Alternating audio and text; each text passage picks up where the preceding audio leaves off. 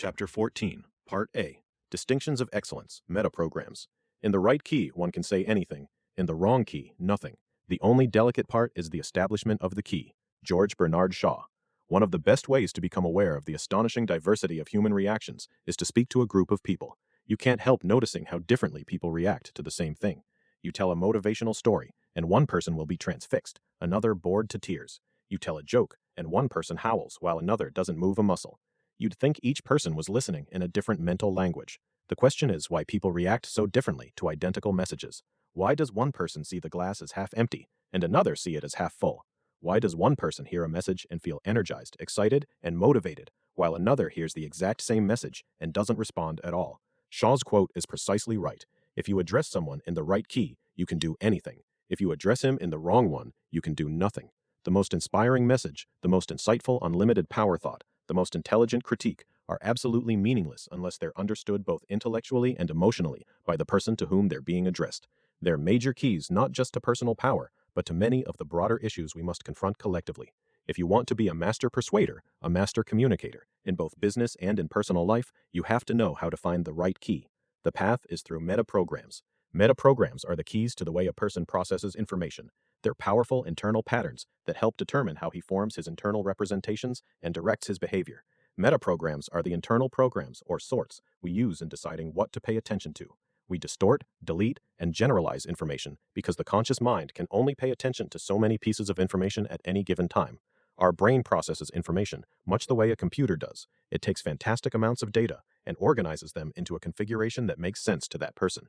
A computer can't do anything without software, which provides the structure to perform specific tasks. Metaprograms operate much the same way in our brain. They provide the structure that governs what we pay attention to, how we make sense of our experiences, and the directions in which they take us.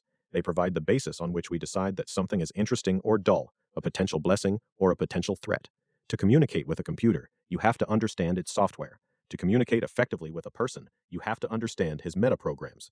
People have patterns of behavior, and they have patterns by which they organize their experience to create those behaviors. Only through understanding those mental patterns can you expect to get your message across, whether it's trying to get someone to buy a car or to understand that you really love him, her. Even though the situations may vary, there is a consistent structure to how people understand things and organize their thinking. The first metaprogram involves moving towards something or moving away. All human behavior revolves around the urge to gain pleasure or avoid pain. You pull away from a lighted match in order to avoid the pain of burning your hand. You sit and watch a beautiful sunset because you get pleasure from the glorious celestial show as day glides into night. The same is true of more ambiguous actions. One person may walk a mile to work because he enjoys the exercise. Another may walk because he has a terrible phobia about being in a car. One person may read Faulkner, Hemingway, or Fitzgerald because he enjoys their prose and insight. He's moving towards something that gives him pleasure. Another might read the same writers because he doesn't want people to think of him as an uneducated dunce. He's not so much seeking pleasure as avoiding pain. He's moving away from something, not toward it. As with the other metaprograms I'll discuss, this process is not one of absolutes. Everyone moves towards some things and away from others. No one responds the same way to each and every stimulus, although everyone has a dominant mode, a strong tendency toward one program or another. Some people tend to be energetic, curious risk-takers. They may feel most comfortable moving towards something that excites them. Others tend to be cautious, wary, and protective. They see the world as a more perilous place. They tend to take actions away from harmful or threatening things rather than toward exciting ones. To find out which way people move, ask them what they want in a relationship, a house, car, job, or anything else. Do they tell you what they want or what they don't want? What does this information mean? Everything. If you're a businessman selling a product, you can promote it two ways, by what it does or by what it doesn't do. You can try to sell cars by stressing that they're fast, sleek, or sexy, or you can emphasize that they don't use much gas, don't cost much to maintain, and are particularly safe in crashes. The strategy you use should depend entirely upon the strategy of the person you're dealing with. Use the wrong metaprogram with a person, and you might as well have stayed home. You're trying to move him towards something, and all he wants to do is find a good reason to back away. Remember, a car can travel along the same path in forward or reverse. It just depends on what direction it's facing. The same is true on a personal basis. Let's say you want your child to spend more time on his schoolwork. You might tell him, "You better study or you won't get into a good college." Or, "Look at Fred. He didn't study, so he flunked out of school, and he's going to spend the rest of his life pumping gas. Is that the kind of life you want for yourself?" How well will that strategy work? It depends on your child. If he's primarily motivated by moving away, it might work well. But what if he moves toward things? What if he's motivated by things that excite him, by moving toward things he finds appealing? If that's how he responds, you're not going to change his behavior by offering the example of something to move away from. You can nag until you're blue in the face, but you're talking in the wrong key. You're talking Latin, and the kid understands Greek. You're wasting your time, and you're wasting his. In fact, people who move toward are often angered by or resentful of those who present things to be moved away from. You would motivate your child better by saying, if you do this, you can pick and choose any college you want to. The second metaprogram deals with external and internal frames of reference. Ask someone else how he knows when he's done a good job. For some people, the proof comes from outside. The boss pats you on the back and says your work was great. You get a raise. You win a big award. Your work is noticed and applauded by your peers. When you get that sort of external approval, you know your work is good. That's an external frame of reference. For others, the proof comes from inside. They just know inside when they've done well. If you have an internal frame of reference, you can design a building that wins all sorts of architectural awards, but if you don't feel it's special, no amount of outside approval will convince you it is. Conversely, you might do a job that gets a lukewarm reception from your boss or peers, but if you feel it's good work, you'll trust your own instincts rather than theirs. That's an internal frame of reference. Chapter 14, Part B. Let's say you're trying to convince someone to attend a seminar. You might say, "You've got to attend this seminar. It's great. I've gone and all my friends have gone, and they've all had a terrific time and raved about it for days. They all said it changed their lives for the better." If the person you're talking to has an external frame of reference, chances are you'll convince him. If all those people say it's true, he'll often assume it's probably true. But what if he has an internal frame of reference? You'll have a difficult time convincing him by telling him what others have said. It doesn't mean anything to him. It doesn't compute. You can only convince him by appealing to things he knows himself. What if you told him, "Remember the series of lectures you went to last year? Remember how you said it was the most insightful experience you'd had in years? Well, I know about something that's maybe like that. I think if you check it out, you may find you'll have the same kind of experience." What do you think? Will that work? Sure it will, because you're talking to him in his language. It's important to note that all these metaprograms are context and stress related. If you've done something for 10 or 15 years, you probably have a strong internal frame of reference. If you're brand new, you may not have as strong an internal frame of reference about what is right or wrong in that context, so you tend to develop preferences and patterns over time. But even if you're right-handed, you still use your left hand in various situations where it is useful to do so. The same is true of metaprograms. You're not just one way. You can vary. You can change. What kind of frame of reference do most leaders have, internal or external? A truly effective leader has to have a strong internal frame. He wouldn't be much of a leader if he spent all his time asking people what they thought of something before he took any action. And as with metaprograms, there's an ideal balance to be struck. Remember, few people operate strictly at one extreme. A truly effective leader has to be able to take in information effectively from the outside as well. When he doesn't, leadership becomes megalomania. After one of my recent seminars open to guests, a man came up with 3 friends and sternly told me, "I'm not sold." He was doing everything he could to egg me on. It quickly became obvious he was sorting by an internal frame of reference. Externally oriented people rarely come up and just tell you what you should do and how you should do it. And from his conversation with his friends, it also became clear that he moved away from things. So I told him, "I can't convince you to do anything. You're the only one who can convince you." He didn't know how to handle this response. He was waiting for me to strut my stuff and have him reject it. Now he had to agree with what I said, because he knew it was true inside. Then I said, "You're the only person who knows who would lose if you didn't attend the course." Normally, such a remark would have sounded terrible to me, but I was speaking in his language, and it worked. Notice, I didn't say he would lose if he didn't attend. If I'd said that, he never would have. Instead, I said, "You're the only one who knows, internal frame of reference, who would lose, moving away from, if you didn't go." He said, "Yeah, that's true," and he went to the back of the room and signed up. Before I learned about metaprograms, I would have tried to persuade him by having him talk to other people, external frame of reference, who had taken the course, and I would have told him about all the benefits he would derive, moving toward. But that would have been the way to get me interested, not him. The third set of metaprograms involves sorting by self or sorting by others. Some people look at human interactions primarily in terms of what's in it for them personally, some in terms of what they can do for themselves and others.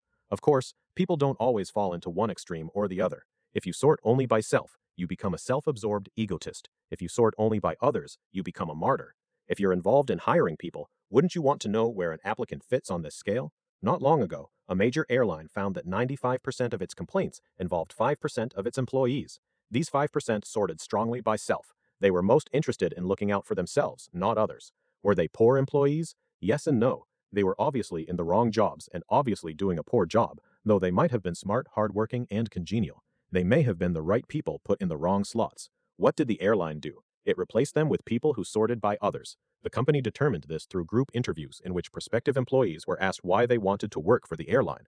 Most of the individuals thought they were being judged by the answers they gave in front of the group, when in fact they were being judged by their behavior as members of the audience. That is, individuals who paid the most attention and gave the most eye contact, smiles, or support to the person who was doing the speaking at the front of the room were given the highest rating, while those who paid little or no attention and were in their own world while others were talking were considered to be primarily self-sorting and were not hired. The company's complaint ratio dropped over 80% as a result of this move. That's why metaprograms are so important in the business world. How can you evaluate a person if you don't know what motivates him? How can you match the job you have available with the correct person in terms of required skills, ability to learn, and internal makeup? A lot of very smart people spend their careers totally frustrated because they're doing jobs that don't make the best use of their inherent capabilities. A liability in one context can be a valuable asset in another. In a service business, like an airline, you obviously need people who sort by others. If you're hiring an auditor, you might want someone who would sort by self. How many times have you dealt with someone who left you in a confused state because he did his job well intellectually, but poorly emotionally? It's like a doctor who sorts strongly by self. He may be a brilliant diagnostician, but unless you feel he cares about you, he won't be totally effective. In fact, someone like that would probably be better off as a researcher than as a clinician. Putting the right person in the right job remains one of the biggest problems in American business, but it's a problem that could be dealt with if people knew how to evaluate the ways that job applicants processed information. At this point, it's worth noting that not all metaprograms are created equal. Are people better off moving toward things rather than away from them? Perhaps. Would the world be a better place if people sorted more by others and less by self? Probably. But we have to deal with life the way it is, not the way we wish it were. You may wish your son moved toward things rather than away. If you want to effectively communicate with him, you have to do it in a way that works, not in a way that plays to your idea of how the world should work.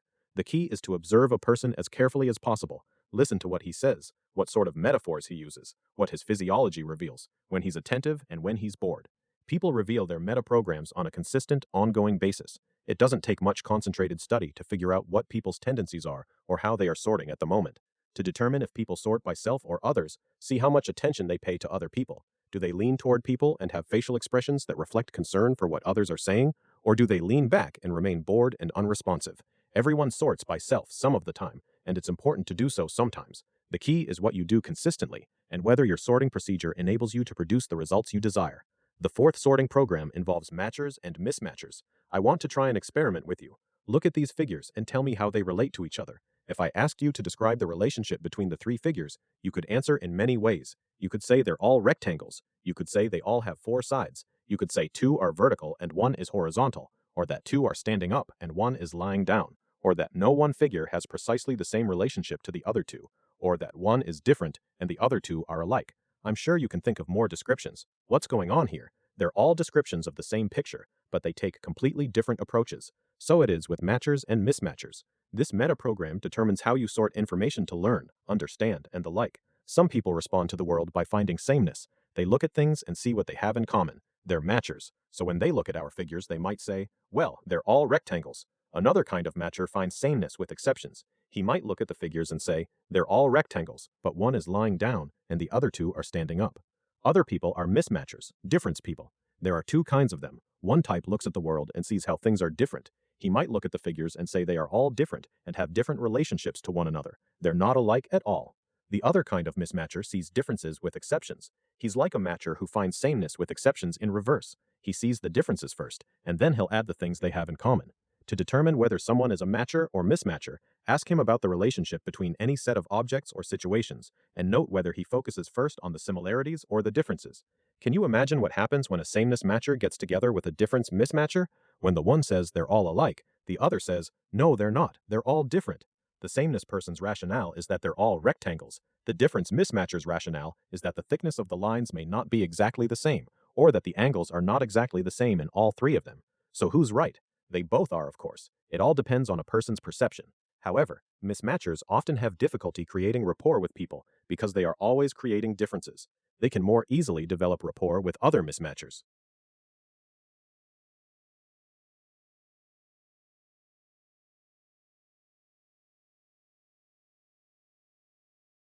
Chapter 14, Part C. How is understanding these distinctions important?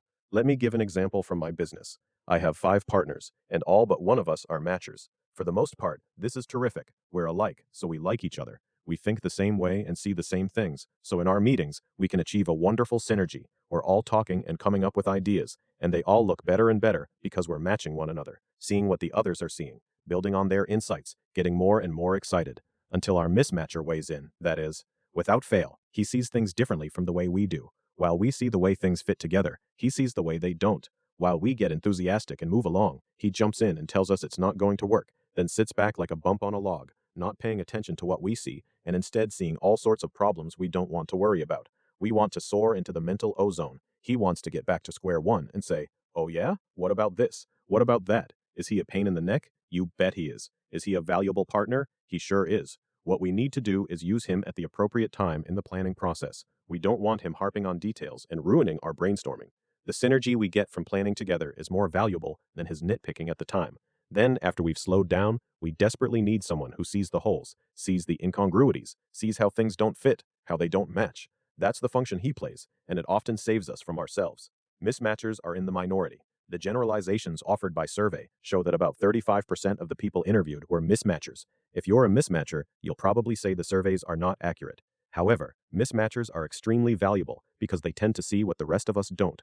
Mismatchers aren't usually the souls of poetic inspiration. Many times, even when they get excited, they'll start mismatching and find a way to get unexcited. But their critical, analytical sensibilities are important to any business. Think of a titanic business failure, like the movie Heaven's Gate. If you'd been able to look behind the scenes, you might have found a bunch of creative matchers with internal frames of reference, all moving toward the goal and not looking at anything they need to move away from. They desperately needed a mismatcher to say, "Wait a second, what about this?" and communicate it in a way that could be accepted by the creative people's internal frames of reference. Matching or mismatching modes are extremely important because they can play out in so many ways, even in nutrition. Extreme matchers can often end up eating food that's bad for them because they want food that is always the same. They wouldn't want an apple or a plum. There's too much variety in ripeness, texture, tastes, shelf time, and other assorted variables. Instead, they might eat a lot of junk food because it doesn't change. It might be lousy food, but it warms a matcher's unvarying soul. If you have a job that requires the same repetitive work, year after year, would you want to hire a difference person? Of course not. You want to hire a sameness person. He'd be very, very happy in such a job for as long as you needed him there. If, however, you have a job that requires a great deal of flexibility or constant change, would you want to hire a sameness person in that position? Obviously not. These distinctions can be very useful in discovering what kind of jobs people would be most happy at for the longest period of time. Consider the case of a football field goal kicker. A few years back, he began the season with great success, kicking with remarkable accuracy. But since he was a mismatcher, he soon felt obligated to begin varying his routine, and he went into a slump. He was persuaded to concentrate on the different kinds of fans behind the goalpost in each different stadium. By focusing on how different they were, he could mismatch to his heart's content on something trivial, while still performing his best in the same way in what really mattered. Would you use the same persuasion techniques on a matcher and a mismatcher? Would you want them in the same job? Would you treat 2 kids with different matching strategies in the same way? Of course not. This is not to say that strategies are immutable. People are not Pavlovian dogs. They can modify their strategies to some extent, but only if someone talks to them in their own language about how to do that.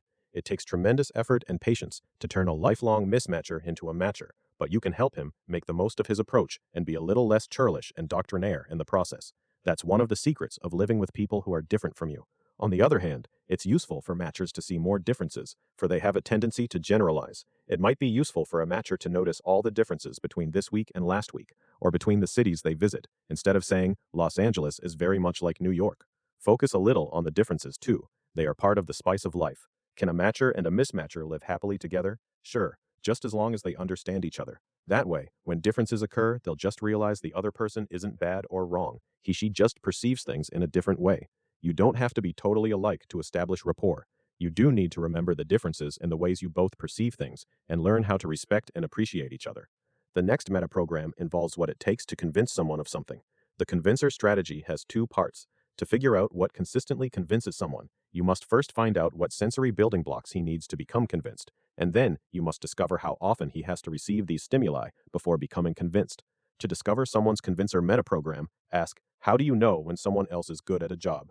Do you have to A, see them or watch them do it? B, hear about how good they are? C, do it with them? Or D, read about their ability? The answer may be a combination of these. You may believe someone's good when you see him do a good job and when other people tell you he's good. The next question is, how often does someone have to demonstrate he's good before you're convinced? There are four possible answers. A. Immediately. For example, if they demonstrate that they're good at something once, you believe them. B. A number of times, 2 or more. C. Over a period of time, say, a few weeks or a month or a year. And D. Consistently. In the last case, a person has to demonstrate that he's good each and every time. If you're the head of an organization, one of the most valuable states you can achieve with your key workers is trust and rapport. If they know you care about them, they'll work harder and better for you. If they don't trust you, they won't deliver for you. But part of establishing that trust is being attentive to the different needs of different people. Some people will establish a relationship and maintain it. If they know that you play fair and that you care about them, you can establish a bond that will last until you do something to betray it. This doesn't work for everyone. Some workers need more than that, whether it's a kind word, an approving memo, a show of public support, or an important task to perform. They may be just as loyal and just as talented, but they need more verification from you than other people do. They need more proof that the bond between you still holds. Likewise, any good salesman knows customers he only had to sell once, and they were customers forever. Other people have to see the product 2 or 3 times before they decide to buy, while for others, maybe 6 months can pass before there is a need to sell to them again. Then, of course, there is the salesman's favorite, the man who has used your product for years, and every time you come in, he wants to know again why he should use it. He has to be shown every time. The same process plays out with even greater intensity in personal relationships. With some people, if you can prove your love once, you've proved it forever. With others, you have to prove it every day. The value of understanding these metaprograms is that they provide you with the game plan for convincing someone. You know in advance what it will take to convince him, and you're no longer upset by the person you have to show every time. You expect that behavior from him. Another metaprogram is possibility versus necessity. Ask someone why he went to work for his present company, or why he bought his current car or house. Some people are motivated primarily by necessity, rather than by what they want. They do something because they must. They're not pulled to take action by what is possible. They're not looking for infinite varieties of experience. They go through life taking what comes and what is available. When they need a new job or a new house or a new car or even a new spouse, they go out and accept what is available. Others are motivated to look for possibilities. They're motivated less by what they have to do than by what they want to do. They seek options, experiences, choices, paths. The person who is motivated by necessity is interested in what's known and what's secure. The person who is motivated by possibility is equally interested in what's not known. He wants to know what can evolve, what opportunities might develop. If you were an employer, which kind of a person would you most want to hire? Some people would probably answer, the person who is motivated by possibility. After all, having a rich sense of potential makes for a richer life. Instinctively, most of us, even a lot of people who are motivated by necessity, would advocate the virtues of remaining open to an infinite variety of new directions. In reality, it's not that cut and dried. There are jobs that require attention to detail, steadfastness, and consistency. Let's say you're a quality control inspector at an auto plant. A sense of possibility is nice. However, what you might need most is a sense of necessity. You need to know exactly what's needed, and you have to verify it's being done. Someone motivated by possibility would probably be bored stiff in a job like that, while someone motivated by necessity would feel perfectly attuned to it. People who are motivated by necessity have other virtues as well. Some jobs place a particular virtue on permanence. When you fill them, you want someone who will last for a long time. A person motivated by possibilities is always looking for new options, new enterprises, new challenges. If he finds another job that seems to offer more potential, there's a good chance he'll leave. Not so the somewhat plodding soul, who is motivated by necessity. He takes a job when he needs one. He sticks with it because working is a necessity of life. There are many jobs that cry out for a dreamy-eyed, swashbuckling, risk-taking believer in possibility.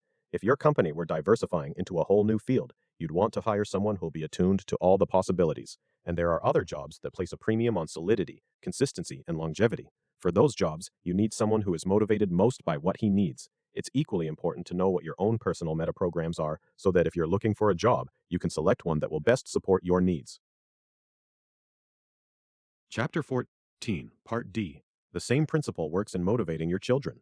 Let's say you're trying to stress the virtues of education and going to a good college. If your child is motivated by necessity, you have to show her why she needs a good education.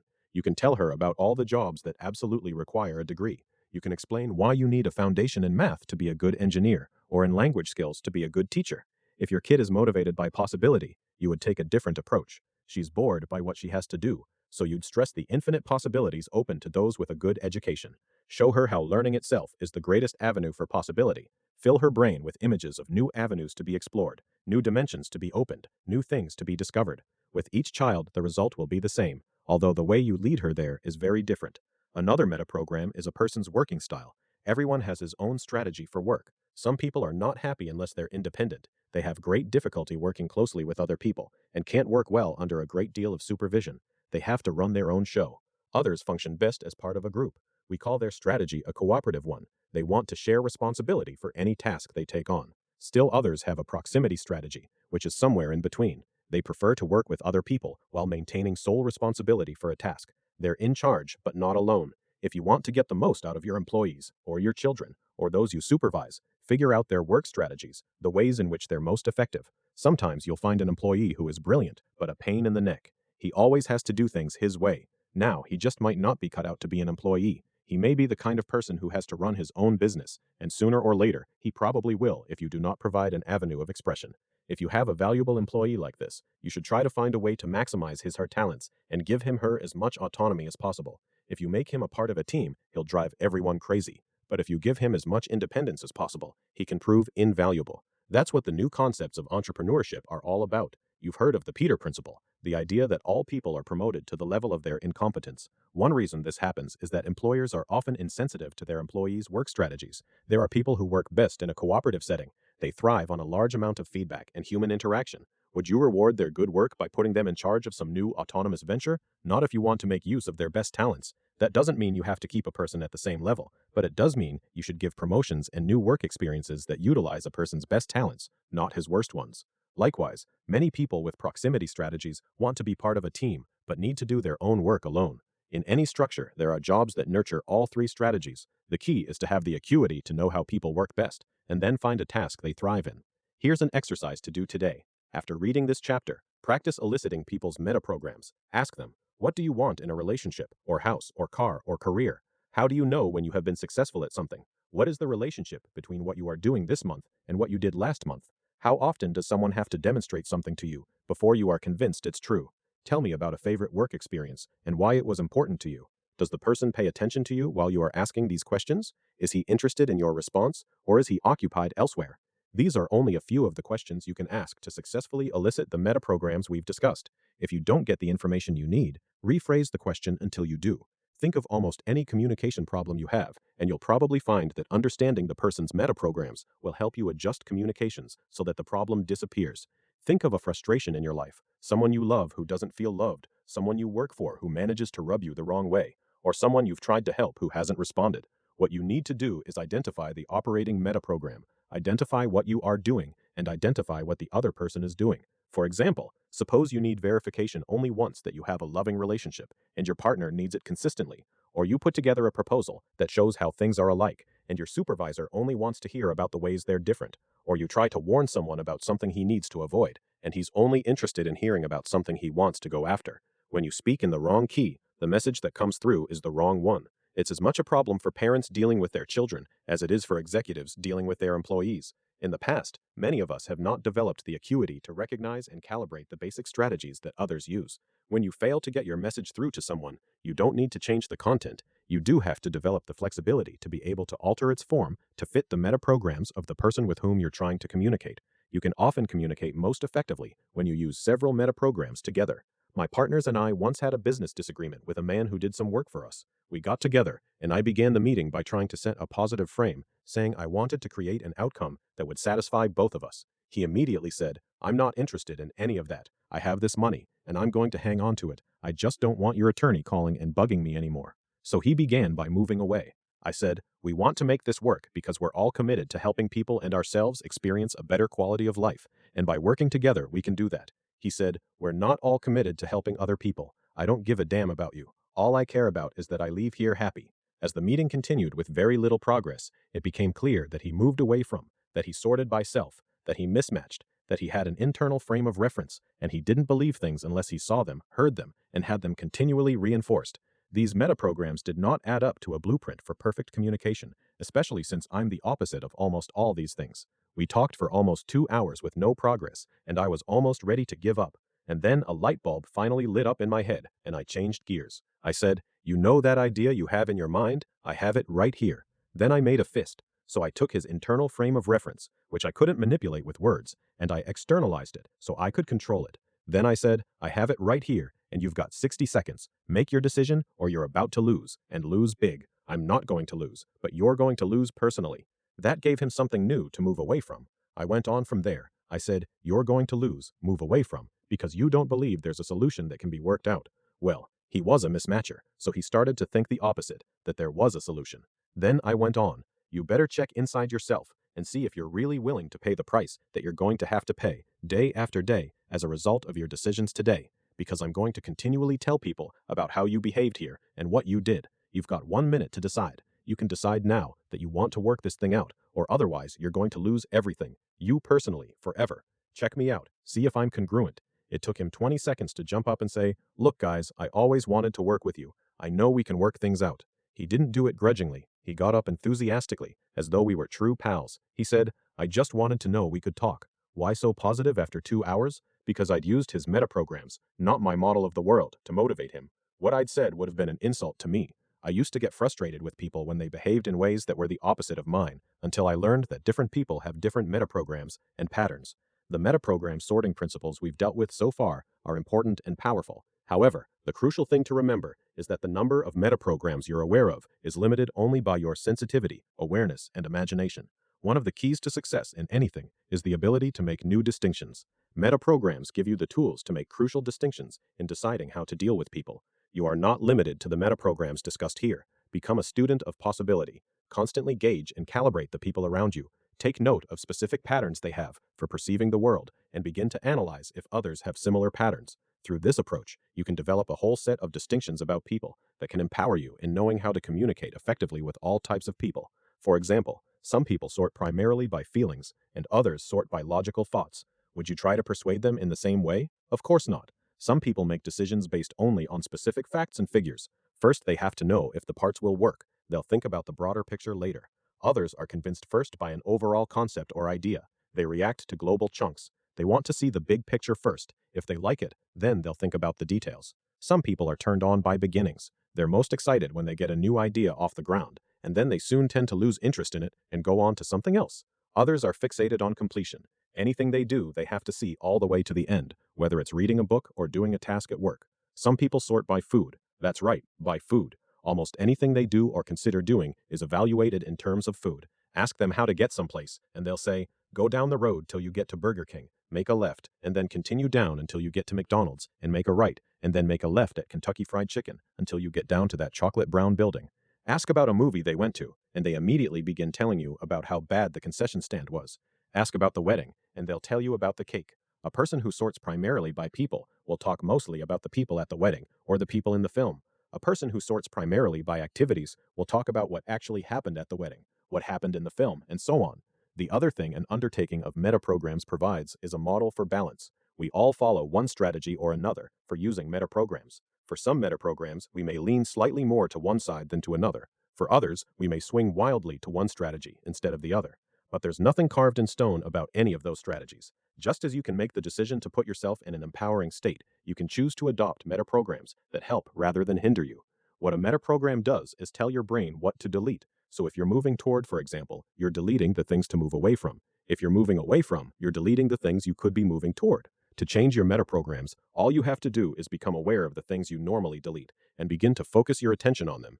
Don't make the mistake of confusing yourself with your behaviors or doing the same thing with someone else. You say, I know Joe, he does this and this and this. Well, you don't know Joe. You know him through his behaviors, but he isn't his behaviors any more than you are yours. If you're someone who tends to move away from everything, maybe that's your pattern of behavior. If you don't like it, you can change. In fact, there's no excuse for you not to change. You have the power now. The only question is whether you have enough reasons to make yourself use what you know. There are two ways to change metaprograms. One is by significant emotional events, SEEs. If you saw your parents constantly moving away from things and not being able to achieve their full potential as a result, it might influence the way you move toward or away. If you only sorted by necessity and missed out on some great job opportunity because the company was looking for someone with a dynamic sense of possibility, you might be shocked into changing your approach. If you tend to move toward everything and get taken in by a flashy-looking investment scam, it would probably affect the way you looked at the next proposal that came your way. The other way you can change is by consciously deciding to do so. Most of us never give a thought to which metaprograms we use. The first step toward change is recognition. The awareness of exactly what we are currently doing provides the opportunity for new choices and thus for change. Let's say you realize that you have a strong tendency to move away from things. How do you feel about it? Sure, there are things you want to move away from. If you put your hand on a hot iron, you would want to move it away as soon as you could. But aren't there things you really want to move toward? Isn't a part of being in control making a conscious effort to make a move toward something? Don't most great leaders and great successes move toward things rather than away?